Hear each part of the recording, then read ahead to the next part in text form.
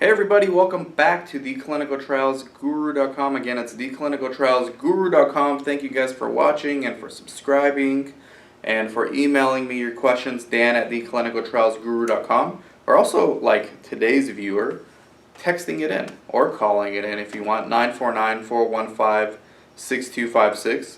So I'll keep you anonymous unless you specifically say, hey, please mention my name or my company.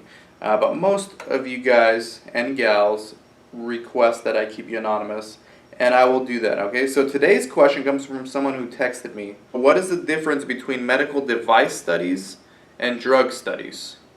There really is no difference. I mean, other than the obvious, a medical device study usually tests either the safety or the efficacy of a particular medical device. Now, sometimes the medical devices are therapeutic, sometimes they're diagnostic, so sometimes the devices are actually for the physicians to use. There is absolutely no difference. You still have a 1572, you still follow GCP. I mean, it's a clinical trial. They still go through phases, phase 1 through 4. So there is no difference when it comes to that, other than the fact that the investigational product is not a pill or an injection, it's a device, right? So this brings us to question number 2.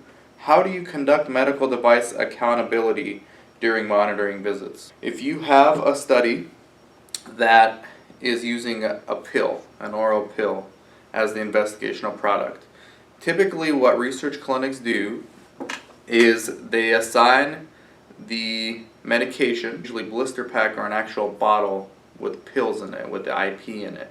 You distribute those at the visit. At their next scheduled visit, they are supposed to bring all the unused portion of the IP back. Drug accountability is relatively simple. You assign the drugs, or the IP, at a visit. At their next scheduled visit, they're supposed to bring back the blister pack or the bottle with any unused portion. Even if the blister pack is absolutely empty and the bottle is absolutely empty, they bring it back. You, the research site, is supposed to actually count the pills and do the math and figure out how many they were supposed to take every day, how many they brought back, how many days they've been gone since their last visit, and are they compliant. And then you actually have to calculate their compliance. Most protocols give you a formula just to make it easier for you. They could either be 100% compliant, they can be 0% compliant, or anywhere in between, okay?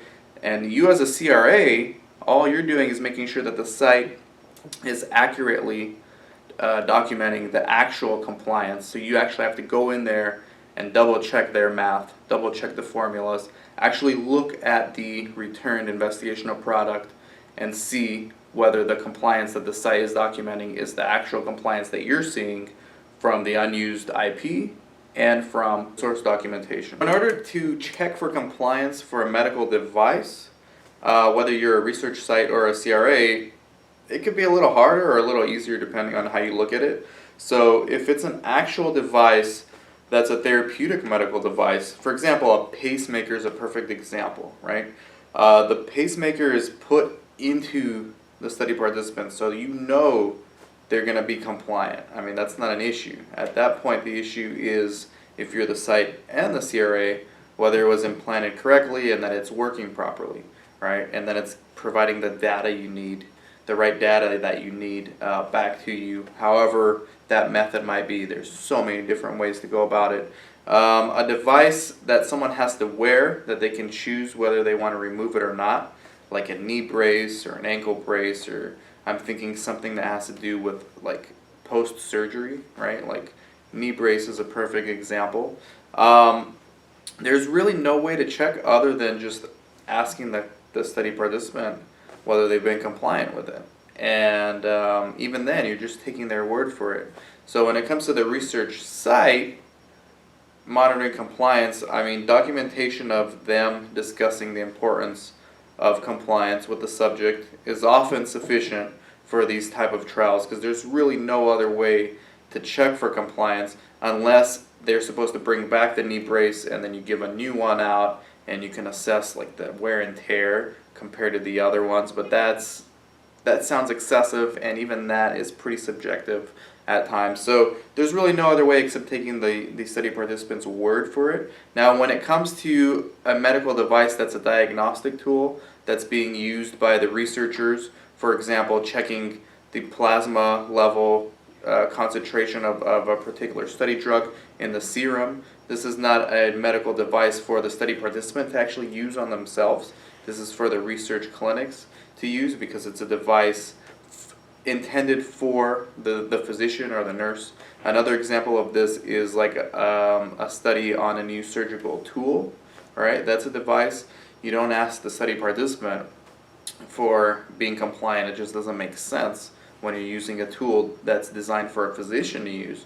What you do at that point, if you're the CRA, is you ask the research site and the physician whether they were compliant with the protocol. And there's really not too many ways to check for this, other than just having them document the process that they used the device themselves and documenting the times that they've used it. And that's about it. I mean, there's really no other way. So it's a little bit more difficult, but it's also easier depending on how you want to look at it.